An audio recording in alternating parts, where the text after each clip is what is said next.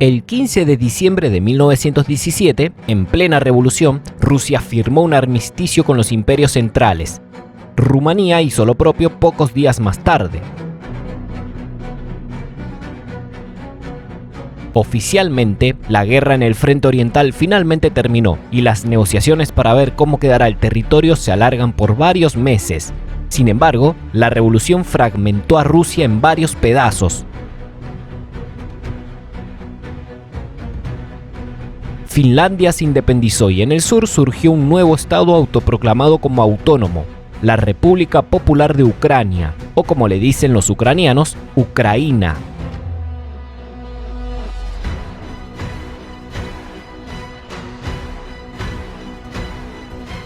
Moscú pactó la paz, pero los ucranianos siguen luchando durante un tiempo, hasta que el 9 de febrero de 1918 se pacta el Tratado de Brest-Litovsk en la actual Bielorrusia, terminando su participación en la Gran Guerra a cambio de su reconocimiento como Estado soberano e independiente. Los únicos que no reconocen la independencia de Ucrania son los miembros de la delegación rusa, encabezados por León Trotsky, un asunto que los rusos y ucranianos arrastrarán durante mucho tiempo. Los alemanes exigen una y otra vez que Rusia ceda los territorios occidentales que fueron pactados, gran parte de lo que era la vieja mancomunidad polaco-lituana y el sur de la vieja Rus de Kiev.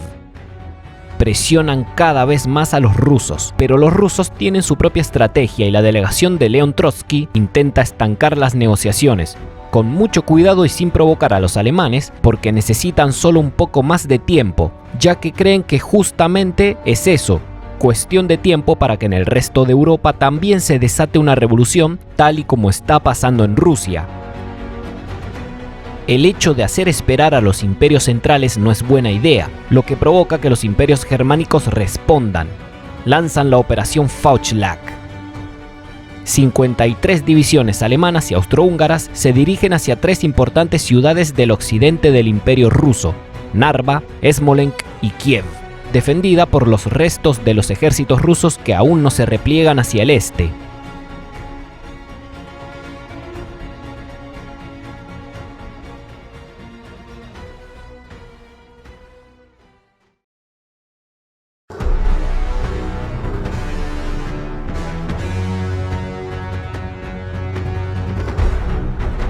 Si bien la monarquía rusa fue abolida, a Rusia tranquilamente se la puede seguir considerando un imperio porque su territorio conforma lo que podría considerarse como varias nacionalidades, varios pueblos.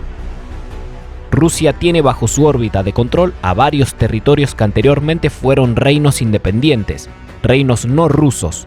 Además, los hombres que siguen defendiendo sus posiciones de los germanos no solamente son soldados, también hay miembros de la Guardia Roja, el principal ejército de los que ahora están en el poder, los bolcheviques. Estos soldados no solo se están enfrentando a los alemanes, también tienen que hacer frente a los soldados del sur porque Ucrania está intentando separarse definitivamente de Rusia. En febrero de 1918 se dan una serie de batallas entre los guardias rojos soviéticos que quieren mantener el territorio de la vieja Rusia y las tropas ucranianas, las cuales salen victoriosas en todos los enfrentamientos y ocupan varias ciudades de la actual Ucrania, como lo es por ejemplo Berdichev, Kamenets-Podolsky, Irpin y la misma Kiev, la vieja capital de la primer Rusia medieval. Las divisiones germanas se movilizan utilizando la red de ferrocarriles rusas y en solo 2 semanas logran avanzar mucho más que durante toda la guerra, en torno a 150 y 200 kilómetros. Muchos miembros del gobierno ruso, políticos, militares y aristócratas están a favor de continuar la guerra por más que el ejército ruso ya no esté en condiciones de librarla. Sin embargo, los que optan por la paz son un poco más y gana esta opción por mayoría democrática. Los rusos finalmente se rinden de forma definitiva. El 3 de marzo, un nuevo tratado en Brest-Litovsk es pactado entre los representantes políticos del Frente Oriental. Las delegaciones están encabezadas por el alemán Richard von Kuhlmann, el checo austrohúngaro Otakar Chernin, el otomano Mehmet Talat y el soviético Adolf Wolfe.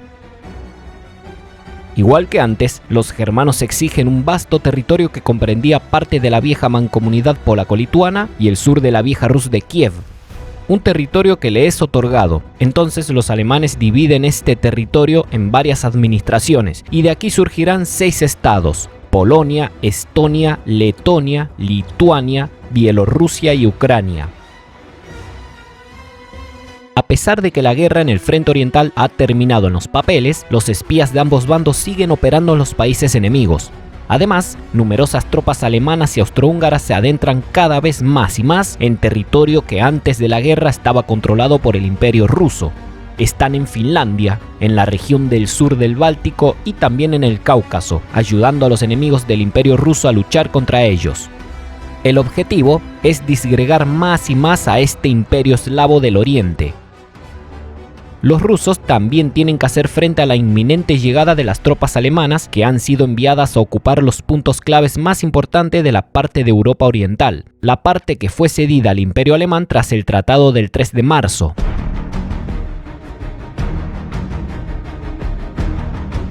Una de las fuerzas militares que están defendiendo las retiradas de los ejércitos rusos que se están dando en todo el frente oriental es la Legión Checoslovaca, una fuerza compuesta por soldados duros y experimentados, y a pesar de la caída del frente, los checoslovacos han cosechado varias victorias contra los germanos.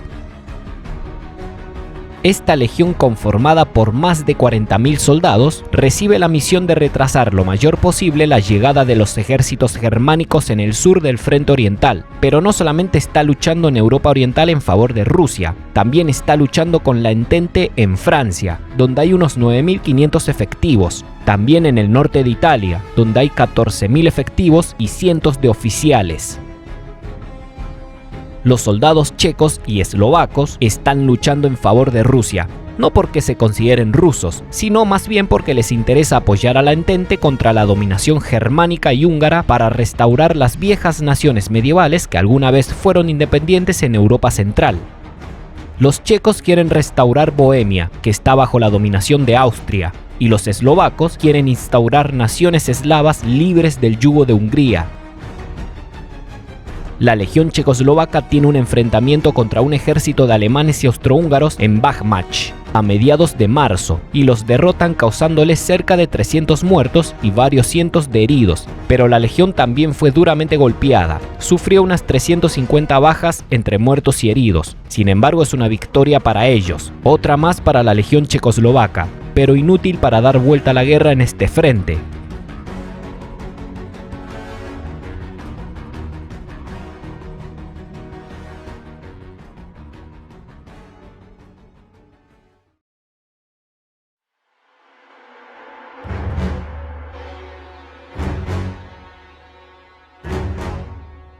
El conflicto con los ucranianos sigue adelante porque los rusos no van a dejar que este territorio en el sur se pierda, y menos ahora que los ucranianos han recibido refuerzos militares de Alemania, la nación que recientemente ha derrotado a Rusia. Por lo tanto, se desatan una serie de enfrentamientos en abril por el control de los puntos claves del territorio de la actual Ucrania, incluyendo Crimea, que termina siendo ocupada por las tropas germano-ucranianas, y el general Ludendorff considera la idea de establecer Crimea como una colonia germana.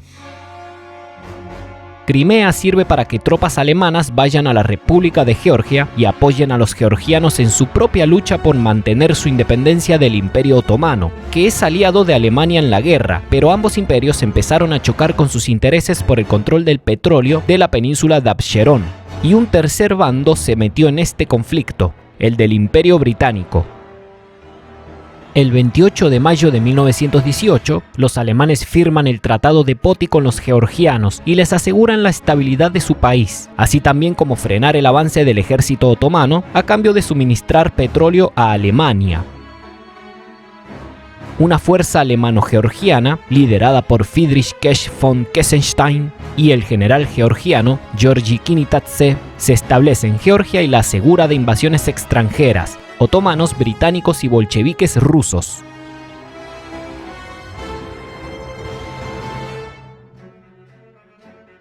El conflicto en Ucrania es muy complejo.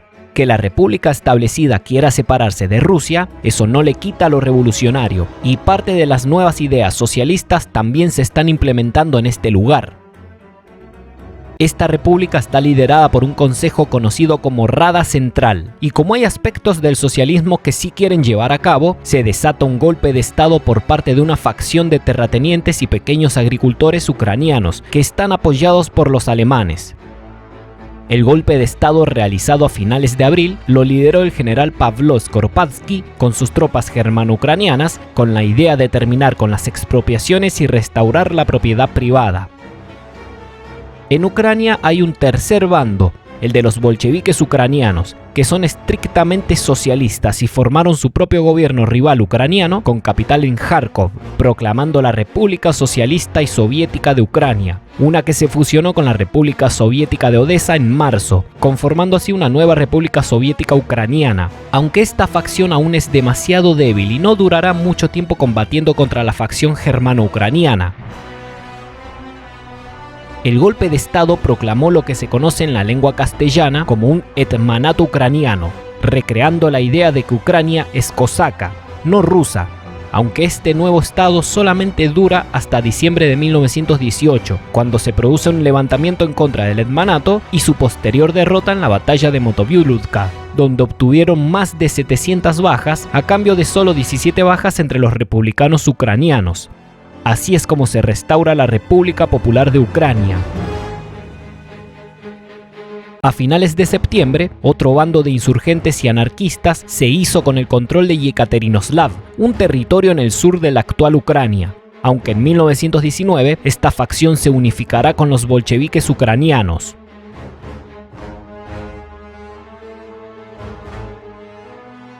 La Revolución Rusa no solamente sacó al Imperio Ruso de la Gran Guerra, también desató una terrible guerra civil en pleno territorio ruso por el control del imperio. Y hay muchos intereses, muchos bandos y muchas tropas diferentes luchando en este conflicto, pero la mayoría de ellas forman parte de dos grandes bandos: el ejército de los bolcheviques, los rojos, y el ejército de los blancos. O se está con uno o se está con el otro bando. Los soviéticos están intentando bolchevizar a las divisiones de los ejércitos rusos que han quedado esparcidas por todo el imperio. Los bolcheviques también tienen enfrentamientos con legiones extranjeras que luchaban aliados con los rusos, legiones polacas, checoslovacas y rumanas. No les va bien en ningún enfrentamiento porque las posiciones rusas, en lo que ha quedado del frente oriental, están muy debilitadas y no están en condiciones de continuar con una guerra fuera de la propia lucha que se está librando en la misma Rusia. La revolución. No solo Alemania está interviniendo militarmente en Rusia. En esta guerra civil también intervienen los franceses y los británicos, quienes envían una fuerza al norte de Rusia que desembarca a finales de junio en el puerto de Murmansk, que pasa bajo control aliado, y al poco tiempo toman el puerto de Arcángel. Los aliados occidentales apoyan a los rusos blancos, mientras que los alemanes están apoyando a los finlandeses y a los ucranianos. Increíblemente, si hay algo que unió a Alemania con los aliados occidentales fue la misma Rusia, aunque más que los rusos fueron los bolcheviques y su idea de bolchevizar a toda Europa. Cada bando lucha por sus intereses y los occidentales apoyan a los blancos, aunque tras varios años de campañas, el ejército rojo aplasta a los blancos y los bolcheviques toman el poder total en Rusia. Por su parte, la famosa legión checoslovaca estaba alineada con los blancos y los aliados occidentales, pues en mayo de 1918 empezó a operar dentro del contexto de la Guerra Civil Rusa, más concretamente en Siberia, donde permaneció hasta su evacuación en septiembre de 1920.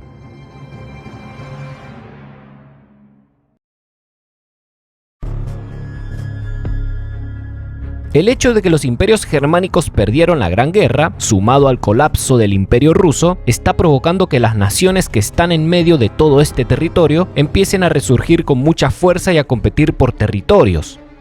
Estas naciones fueron parte de uno u otro imperio, o en el caso de Polonia, fue parte de 3 imperios, pero ahora son libres de luchar por su independencia, aunque no será gratis.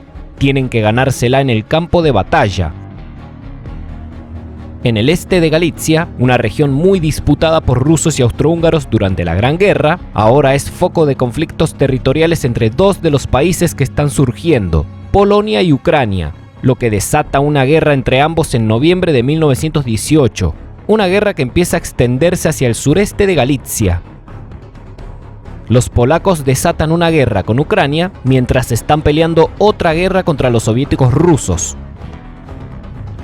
La guerra entre los ucranianos y los polacos, que tienen el apoyo de tropas rumanas y de voluntarios húngaros, no durará mucho tiempo, pues en todos los enfrentamientos importantes ganan los polacos, y al final se llega a la paz en julio de 1919. Mientras que más tarde, en abril de 1920, con el Tratado de Varsovia, la Ucrania occidental es anexada a Polonia a cambio de que los polacos reconozcan a Ucrania como una nación independiente. Eso sí, solo si Ucrania presta apoyo militar a los polacos en su guerra contra los soviéticos.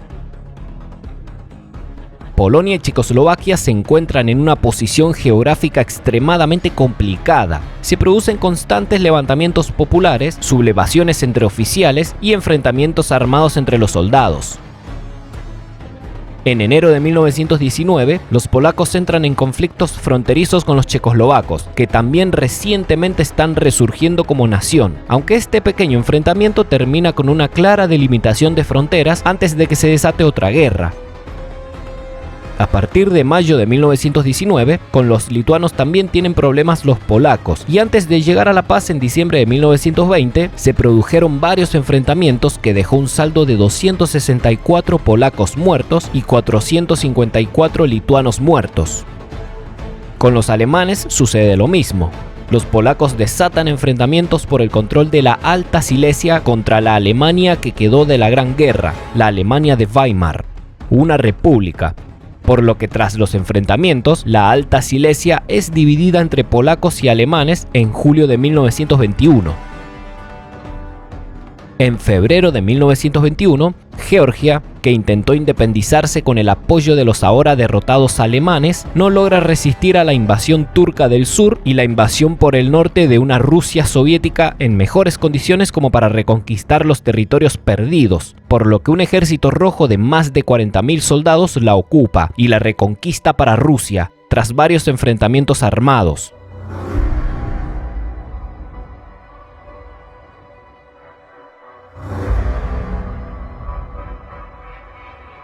Durante 4 largos años, numerosos bandos con intereses contrapuestos lucharon en Ucrania por el control del país. Los rusos blancos, los rusos soviéticos, los polacos, los alemanes, los austrohúngaros y obviamente los ucranianos, que a su vez también estuvieron divididos en varias facciones. Tras meses de guerra en el campo de batalla y en el campo de la política, los rusos solo lograron mantener Ucrania en el occidente de su imperio. Además, Alemania y los imperios centrales también perdieron la guerra, lo que conllevó a que Polonia resurja con la protección de los aliados occidentales. La guerra de independencia de Ucrania contra los rusos se librará hasta noviembre del año 1921, cuando los ucranianos terminen perdiendo la guerra y el territorio que querían para su nación independiente será repartido entre la Rusia soviética, Polonia, Rumania y Checoslovaquia.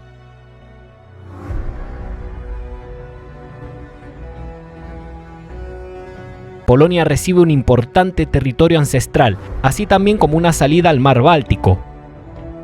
También surgieron 3 naciones bálticas, tras varios enfrentamientos con los bolcheviques rusos y también contra los alemanes, ya que habían alemanes que intentaron conquistar esta parte de Europa. Estos 3 estados surgieron donde antes estaba la Gran Lituania.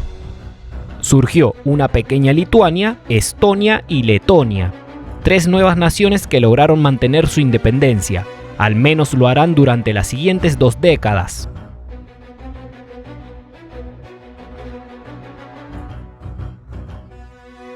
Si el video te gustó, podés comentar tu opinión, darle pulgar arriba y comentarlo. Te deseo buen día.